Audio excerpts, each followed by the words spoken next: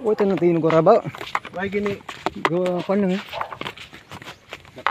Namu ko na muro examine malawas na kung may kinagtan ka sapat, mga muro na tanan. Nag-emergency visit tayo sa may goat farm ni Sir Pet. Because ang anang big mama goat hindi maganda yung kalagayan.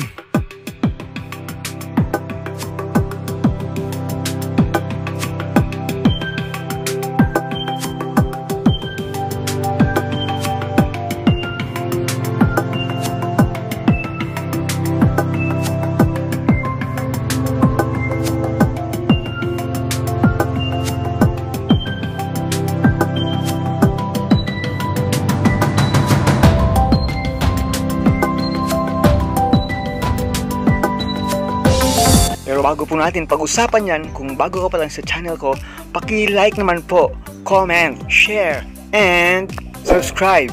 At huwag kalimutang i-hit ang ating button bell para ma-notify po kayo sa ating mga bagong upload. Kasi hindi taka sila dyan,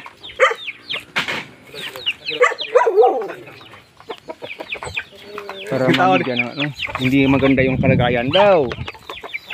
Dito na ko eh. Wait lang. Habang yung iba dito pakain ng kain, siya hindi kumpay. Ito basi gusto nga bet. Tidak pa ben ebi. Tidak pa.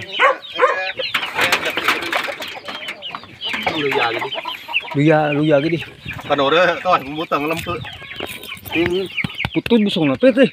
Kanora to diyan, bay. May mantika ko to, bay. Diyan eh. Mantika. Hay. Butol. Luya gid lang busong ni. May bloated po siya, bloated. Yun pala eh, sabi ko baka masyadong emergency. Pag pinabiyaan mo rin bloated, 24 hours patay rin yan. Mantika. May ano ikaw? Ano wala tawag dira sirin sigid. Mantika, may mantika yun, ay. Kung may mantika, aba pagid nga raod gaw nyug. Kung hindi gani, balik ka buga, bugal mantika. Bloated. Yun pala eh mahina.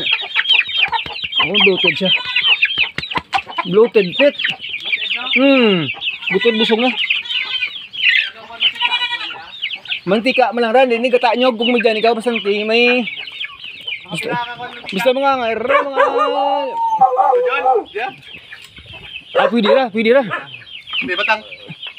Nabi de kun may dira kita nga sirens no? Gilang. Mano pa mo ra? Dika? Mantika, may to. Alay. May extra ka pag mantika. Dito kayo may. Grabe ang teknik naman sa mga butod. Mantika, gata nyog. Pag hindi madara pet, lugon mabuli na. Para nga makagwa ang hangin sa busong. May hilot sa pangapagid rin. Hilot lang ulan na pangana. Kung para makatigab, hindi ya katigabong.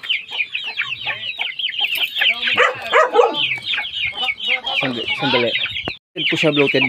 Yung gawin mo natin ay hilot sa panga. Dito ko yun. Para nga ano siya, makatawag yun. May labas niyo yung hangin gas. Huwag kayong mag-atubaling maghilot sa ilalim ng kanyang panga. Ay, hindi lang ako makakuha kasi tawag dun. Wala tayong tripod. Sandali. Off ko na muna yung cellphone. Hilot ko lang muna. Nag-first aid lang tayo. Yung ginawa nating first aid ay mano-mano, naghilot sa panga. Yung tips po mga kakambing, pag bloated, hilot dito sa panga. Yan po. Hilutin ng malakas yan dito sa panga. Pag hindi pa rin siya ay naglalabas ng hangin. Natigab. Pag hindi siya palabas ng acid air sa loob, mag-compression sa tiyan. Hard compression kabilaan ng dalawang kamay. Huwag yung kagad-agad na na kunin yung kamay ninyo. Diin nyo lang kabilaan kahit mga 5 minutes lang ng malakas hanggang sa makapagpalabas po siya ng acid acid air sa loob ng katawan niya.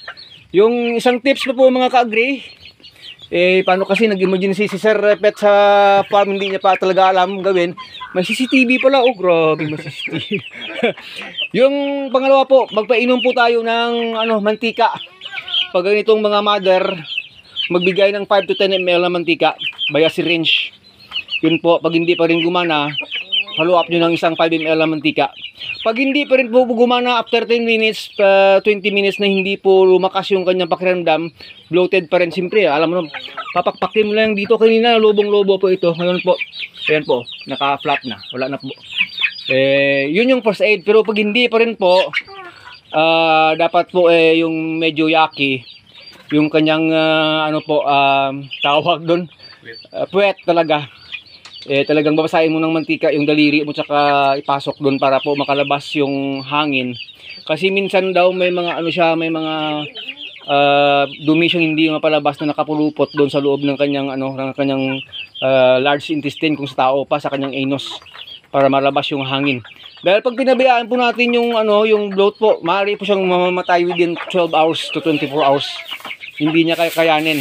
Yung isa po yung ginagawa pa po, kung alam niyo mag-trocar, trocar po tayo dito. Kung mayroon po kayong trocar na alam niyo magamit, yung iba gumagamit ng malaking syringe po yun.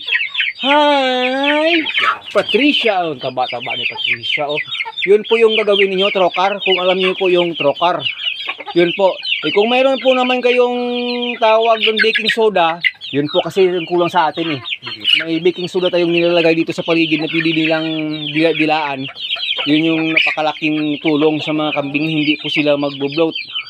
Ano ba yung sanhi ng bloat? May mga nakain po siyang sobra, hindi kayang ano kagad ng tiyan niya, ma-digest, magbo-bloat po yun. Impatso po yun, yun sa tao, impatso. Oo. Pero kanina kasi kumakain niya yung lahat ng mga kambing doon, siya ay mahina daw talaga, ayaw gumalaw, ayaw kumain, ayaw nguya. Pero okay na sir nag-first aid lang tayo. Pilutin inilot lang sa panga at sa naglagay ng pressure medyo no. Okay na yung tiyan kanina, ano yan talaga. Pero may tendency po siyang bumalik yung bloat. Kaya mas maganda pag ganito na po, painumin talaga no yung mantika. Pag walang mantika po, gata ng nyog. Cooking oil, yun po yung mga ginagamit. Yung iba naman ay gumagamit ng asin. Pero yung best po kasi sa pag dito tayo sa ano sa farm, malayo sa pagkukunan, gamit tayo ng mantika. Yung isa sa pinaka na ginagamit ng mga high-tech na mga nagkakambing, yung pang-bloat sa bata, yung rest time. Ayun. Alam mo yun, Sir Pet, pag yung bata na anak mo ay bloated yung tiyan, gumagamit sila ng rest time. Yun yung pinapainom, pwede rin po sa kambing, kambing talaga ha. Yung rest time para po makuha yung kanyang bloat. Kung mayroon sana tayong asiti di mansanilla dito, yung pinapahid-pahid sa mga bata, pwede rin pala sa kambing yun. Pero hindi po masyado sa kambing kasi pag nagpahid-pahid tayo dito ng asiti di mansanilla sa kanyang tiyan, iba po. Hindi basta-basta may labas yung ano, yung direct yung tawag, yung acid air sa loob. Napakataba pa naman at saka napakaganda pa naman itong kambing ni Sir Sir Peter. Kasi nung katabaan niya po ito, umabot ito siguro mga 36 to 40 kilos. Sayang pag namatay, nako! Ito yung pinakamaganda niyang ano dito tawag doon kambing dito yung big mama niya.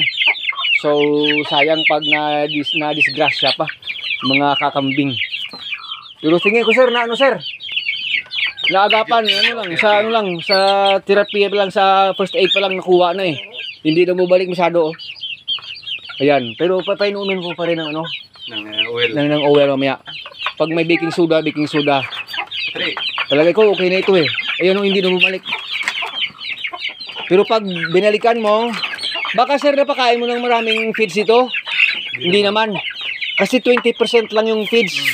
Kasi pag sumobra ka ng 24% nito, magbo-bloat rin siya sa feeds. Kaya ingat-ingat sa mga kambing. Ganda pa naman ang katawan nito. Kaso tawag doon, masyadong mailap. Yung baby niyo malaki na mga baby mo. Malapit na rin po ito mag-hit ulit. 3 months old yung mga anak niya, napakaganda. Anong ganing aran dyan? Wag iting aran dyan? Brown lang? Brown! Si Mrs. Brown, ayan Akala mo may sungay, wala naman Kasi hindi po siya mahilig na hinawak-hawakan sa kamay. Pero kaninang na-bloat na presko dito pahawak na rin Pag sirimpit wire. Gusto mo rin? Silang itignan. Lain rin gidulag na. Ipaluwap mo lang. Gagawin yung i-abrap, hindi pa na babalik. May tendency pa balik. Basta daw ngayon, binira natin din sira na balik. Namumangoy pasilodangin. Ang problema, hindi na mapagawa ang angin. Pero, channel ayun rin. Mga kapaluya ni, chikapon mo labas na. Amura sa kanding. Pag pakpak mo busong na nga, kung mo, bukay mo tigil, bakal di busong na. Start pa lang ra. Ano mo din? Lagi na, medyo magitan busog-busog ang kanan mo. Duman sa kanan mo, busog turuan na ganyan. Busog. Nataranta ng konti si Sir Peter eh. Wait, kagiro mo ay. Nakapasok ko lang doon sa farm ko, pinuntahan ng gali ko doon. Lutid mo pa lang diyan. Kaya ito yung anak nyo, laki na ko. Ganda-ganda ng baby ni Simuling. Ang laki nako, 15, 18 kilos, may kilo na ito. 3 months old. Oh, cutie. Wow. Baka next month mag-hit na rin ito. Nako. Bilis na dami ng kambing ni Sir Pet. O siya mga ka-agree. Ano ko na yung kamalig na. Kamalig. Ayusin talaga yung kamalig, yung bahay kasi papasok na ng rainy season, mahirap na. O kasi, amo lang nila. Manamuron. Hindi ka na ko lang karoon. Ikaw lang bala, ipalo pa mo lang ka. 5 minutes o 10 minutes Hindi mo rin, prabi, mapainan mo karon, biyaan mo lang. Pero kita mo nga nagpropagsi, sin hindi mo rin pagpaluap. Kaya basta pagpainan mo after 10 minutes, 15 minutes, do amo mangyapon, tawan mo do hindi may kaan, painan mo do hindi may inam, ipaluap mo. Para nga ma-cover man neutralize. Okay, hanggang dito na lang ang aga po natin dito sa farm ng ibang tao. Thank you na lang. Sige po. Hanggang dito na lang. Maraming salamat mga ka-agree. Punta muna, balik ako muna ng farm ko. Kasi kala ko baka man nakagat ng ng insekto or something. Antibiotic kailangan mo doon. Punta ka talaga ng ng DA para makipag-uusap doon sa ating technician. Hanggang dito na lang. God bless us all. Maraming salamat, Sir Pet. Diretso na ako. Thank you. Sige. Nagdag tayo sa wala sa oras.